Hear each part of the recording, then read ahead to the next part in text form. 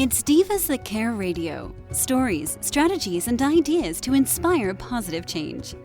Welcome to Divas That Care, a network of women committed to making our world a better place for everyone. This is a global movement for women, by women, engaged in a collaborative effort to create a better world for future generations. To find out more about the movement, visit divasthatcare.com after the show. Right now, though, stay tuned for another jolt of inspiration. Well, hello, everyone, and welcome back to the Divas That Care. My name is Candace Gish. If this is your very first time tuning into the Divas That Care, a huge welcome. The Divas That Care is now in its 13th season, and we're listening to over 30 countries around the world. And we are so excited that you have joined us today. I have an amazing friend of mine that is back on our program. We've been actually working on a series of podcasts. We'll be talking about her book here called Stronger. And today is actually part 4 in that series. And if you haven't had a chance to go check them out, we do have a playlist on SoundCloud and on our Divas That Care website that I hope that you go check out before you listen to this particular show.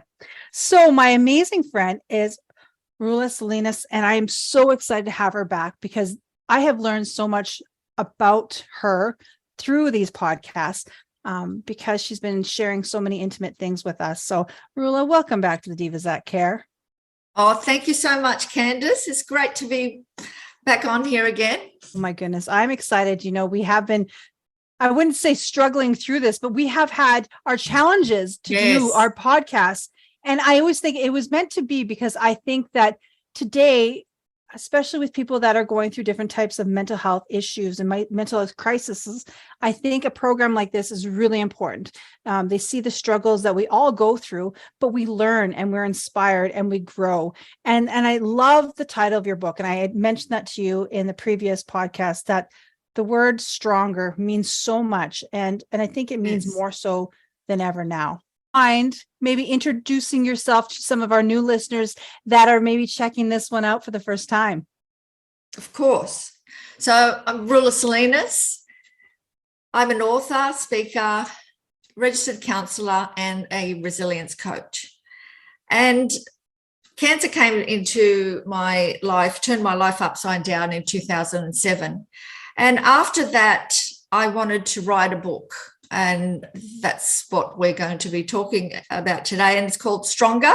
You Can Overcome and Bounce Back from Adversity. And it's a 7-step guide to heal from within. And it helps you navigate the difficult challenges that you are faced with when things are overwhelming or you're going through a crisis or any sort of adversity. And it just goes through the steps.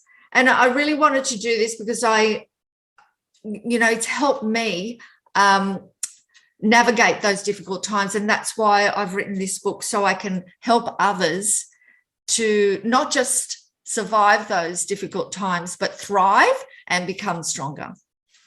I love that. And it's so inspirational. And I want to thank you so much for doing that. Today, I know we're going to be talking about acceptance. Why do we get to acceptance? Why is it right now? Why is it in the middle of the book? Well, because it's really important that we have to accept what's happened or what is right at this moment in time, whether it's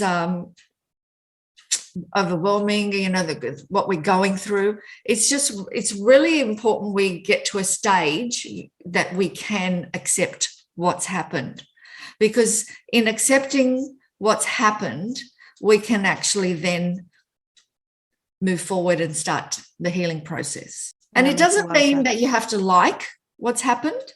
Mm-hmm. And I'm not saying you have to like it, but yeah, it's really important that we accept it. And is this a hard part of it? You know, I've been around a lot of friends and family that have gone through very traumatic things in their lives. And, they go through those different steps of healing. And is it the acceptance part? Is that probably the hardest to get to that point? I think so. I mean, it's not easy. It's not an easy thing. It takes reflection, deep soul searching and changing your perspective and possibly looking at things differently. And maybe things happen for a reason. It's just opening yourself up to sometimes things happen in our life for a reason, or maybe it's set us on a different path. So it's just opening yourself up to different perspectives and being able to accept what is and go with the flow. Yeah. And that makes a lot of sense. And we had talked about the law of attraction in previous podcasts. How does that work with acceptance? Do they work side by side? I think that's a different thing, because the law of attraction might say to you, well, you've attracted this event in your life. Mm-hmm. But it's not always the case. Some things just happen. Sometimes there's no rhyme or reason as to why certain things happen. And we need to understand that life is not easy, it's challenging. And sometimes these, it's some people go through traumatic and devastating effects that you can, think there's no rhyme or reason as to why or how these things can happen to me or to my family or to someone I know. So I think in my mind, they're two different things, because yes, we can attract and manifest what we want, but at the same time, we can't control all the events that happen to us. I like that. And I am glad that you said that, because some people, they don't necessarily think that. They think that they're constantly bringing stuff into their lives. And I don't necessarily think that. I think sometimes things happen. Yes. And we deal with them and we have to figure that out. So how do you work with individuals? Because I know that you work with a lot of individuals in your counseling too. Yes. Like, how do you work with people to get to that point of acceptance? Well, each one's different. So it depends, obviously, what they're going through, So I think that acceptance is the first part. It will take them a while to get there. It's not something that happens automatic. You go through a lot of emotions before you get to that stage. There's the 5 stages of grief, or it might be shock, or might be something that's happened. So it's not an automatic thing. It's a process. So it is a process that someone, you help them go through and offer different perspectives and help them through that healing journey. Does that make sense? It does make sense. Yes, it really does. I took some classes in college, and we really went through the different stages of grief and acceptance, and I really like when people are able to explain it so that you can understand it. Yeah. So, for me, being diagnosed with cancer in 2007 was a huge shock. So I thought, how can this happen to me? I've been fit and healthy all my whole life. I've really worked hard to be, going to the gym and being active and having my healthy juices. So first stage was shock, but it comes to a point where this is what it is right now. And I have to do whatever I can to get through and get myself, better. And now that I'm on the other side of it, I can see all the challenges have helped me grow so much. So maybe it's looking at it at a different perspective, Yes. because we go through these things. It's adversity and things like that, and crisis, that do help us grow and evolve if we're willing to do that and look inside ourselves. So that's just another perspective that I have taken on. That's kind of the perspective that I have in life too, is it doesn't kill us, makes us stronger. And yes, it really does, because we go through different trials and tribulations in life. It's part of our journey. Everybody's is unique and special, but it's how we deal with things, isn't it? Yes, that's right. Yeah, that's right. And it is hard. It's like I said, it's not an easy process, but it takes reflection, and it takes, looking at your beliefs are going to change, things are going to change, but it's a process, like I said, that you need to go through in order for you to start and heal, because otherwise you're going to start being resentful and angry at life. And that's not something that you want to do, so we'll get to that a little bit later. Mm-hmm. And it's not something that somebody can do for us. It's something that we have to do internally. Yes, exactly. All healing and change starts from within. So how do the people around us, can they help us? Can they be support networks? The acceptance stage is probably a very challenging one, to get to that. But is there, maybe outside influences that can support in a way? Yeah, sure. Well, I always found reading books is very helpful. Very, very helpful. So read books, and also just connecting with nature, doing some soul searching, and, you will get insights. Start to quieten your mind and allow those insights to come to you. I think just because you will start to get some insights that do come to you, but you need to be able to quieten your mind, or sit in nature, or go for your walks, or do something that is going to allow you to be able to hear the messages that need to come through. A lot of self-reflection. Mm-hmm. Yes.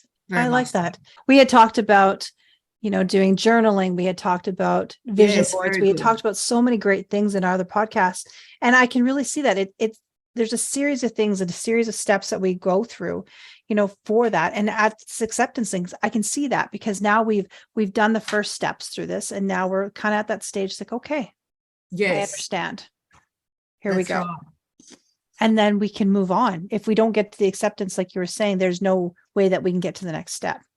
That's right. Yes. And about also developing a victim mindset as well. So I wanted to touch on that, because that's really important to,